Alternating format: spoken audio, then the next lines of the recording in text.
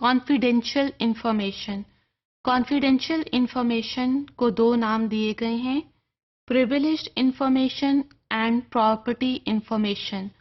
Why this information is considered to be so much privileged or it is considered to be the property of someone.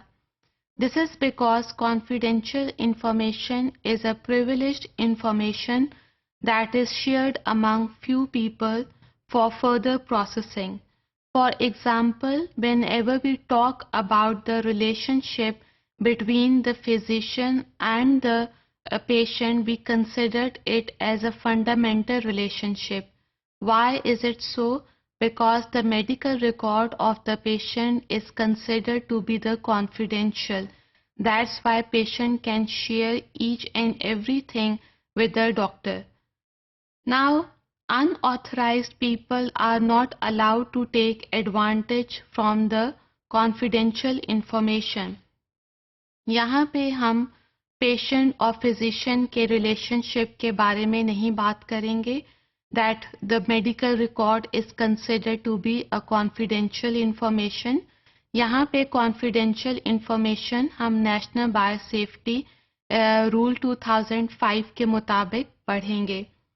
Now, according to National Biosafety Rule 2005, the applicant information is considered to be confidential.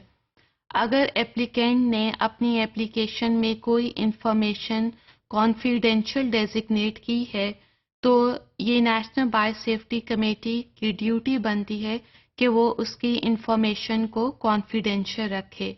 Either this information deals with the new technology or with the genetically modified organism such as genetically modified animal or plant, then it can deal with the cell fusion experiment or with any other new technique dealing with the field of biotechnology. Then the applicant can talk about or give information about the commercialization of the products.